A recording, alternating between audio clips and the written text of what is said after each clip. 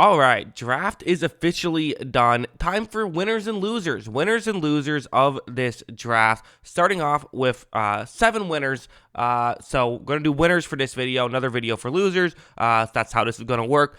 The winners of the draft, in my opinion, number 1, and these aren't in any particular order, just these are these 7 winners. The Houston Texans are a winner, in my opinion. Now, I still did not like the Will Anderson trade, and there's been some weird discourse about the Will Anderson trade in general.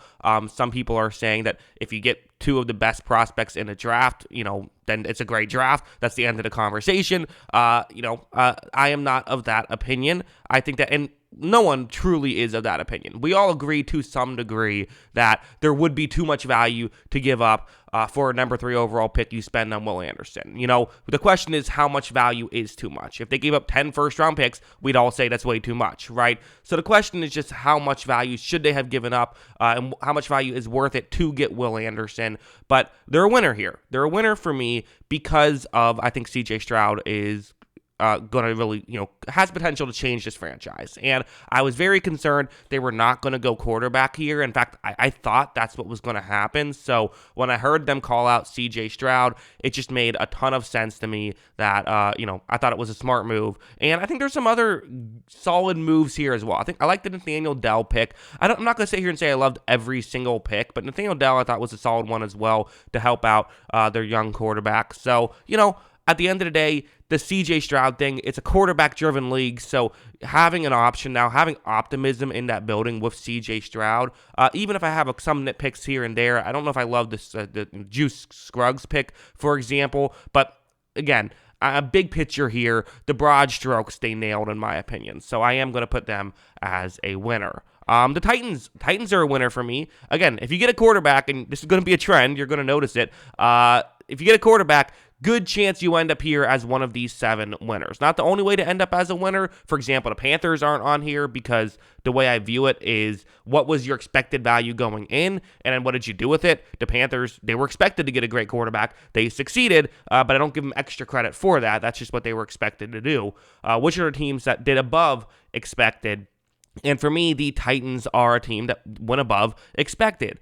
It would not have been a crazy pick if at 11 they selected Will Levis. They decided to wait on it. They decided, you know what, we're going to take our chances and hope we can get him later on, and they were able to do that. They apparently wanted to trade to the end of the first round. I think they were maybe a little surprised he was still available at that point. They couldn't make the trade work at the end of the first round, so no 5th-year option, but still get Will Levis early on in the second with pick 33. Obviously, Peter Skoronski at number 11, my favorite offensive lineman on the board. I think Tajay Spears should be a good back for them. And even Jalen Duncan was a bit of a steal. He was 91st on the consensus big board. They got him at 186. So a lot of good picks for the Titans. They are a winner in my opinion. And like I said, you're going to start to notice a trend. The Colts are another winner. So out of the big 4 quarterbacks that were selected, 3 of them get their team onto the winners category. And I love Bryce Young too. That's not a loss or anything. If there was 8 winners, maybe they'd be number 8.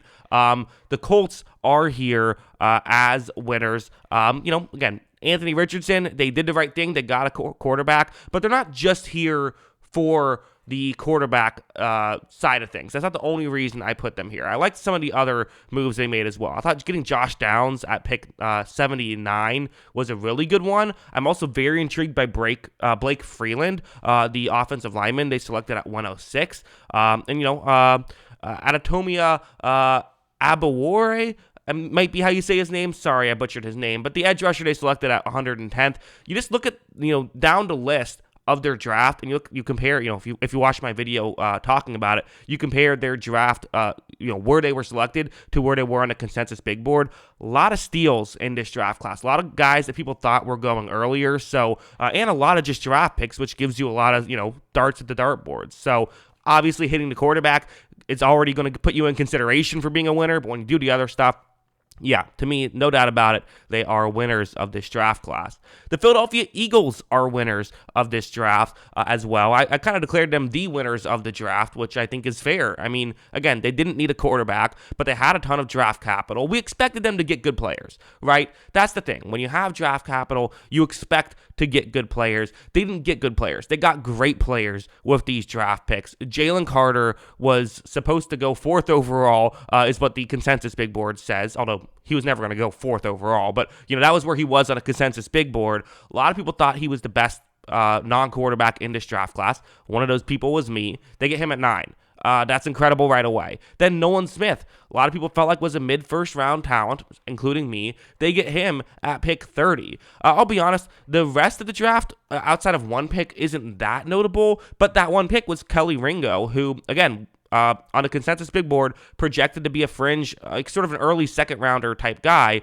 He ends up going at 105 to Philadelphia. And they even got like Tanner McKee, who was supposed to be a quality backup. They were able to get him with pick 188. So, yeah, fantastic draft, in my opinion. Really nailed a few key spots.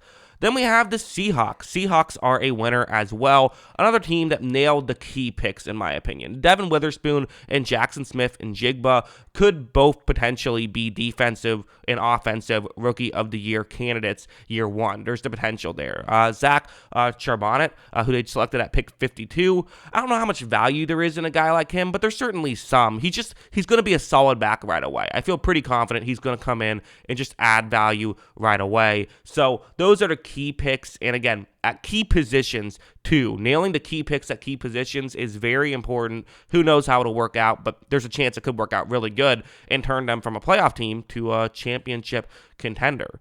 We didn't have, actually, 3 teams in the same division in the NFC West I have on this list, which is interesting because I also have 3 teams in the AFC South on this list. So interesting how that worked out.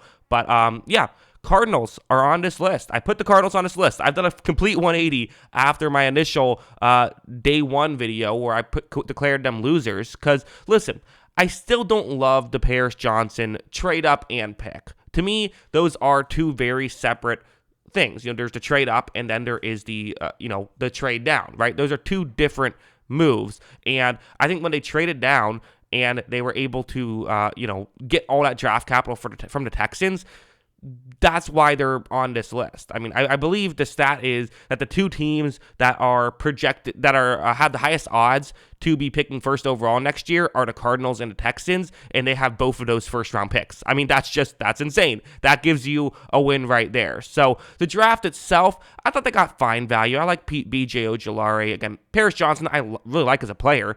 6 was a bit too high for me. He was 13th on the consensus big board. That's where I would have rather had him. So that's my knock on this draft. But, again, like I think Michael Wilson should be a solid player. I think Garrett Williams should be a solid player. And, they got, a ton of draft capital for the future. So that's why they're winners, in my opinion. Really less about the picks itself and more about that one key trade. And then I have the Rams. The Rams are a winner. You might be saying, wait a second, the team that didn't even pick in the top 35, how are they winners? Again, keep in mind, the way I do this is I look at, the overall, how much draft cap value did you have coming in and how much value did you get out of that, in my opinion. The Rams ended the weekend, I should say, with 14 overall selections, more than any other team this year. And I thought they nailed a ton of their selections. When I was making my video, I was going down and saying, yeah, this is a good pick. Yeah, this is a good pick. Yeah, this is a good pick. It just kept hitting and hitting and hitting. And for a team that obviously people aren't going to talk about because they don't have, any key player, although, Sexton Bennett's a big name. But other than that, not a ton of big names. They were able to get a ton of just players in general that could be contributors. And this is what the Rams do, right? They trade away first-round picks, but then do what they can to acquire as many draft picks as possible later on, and then they take advantage. So, yeah, huge fan of their draft. They are a winner in my book. Those are the 7 winners. So let me know what you think in the comments below. Do you agree? Do you disagree? Always love hearing from you. And, of course, as always, thanks for watching.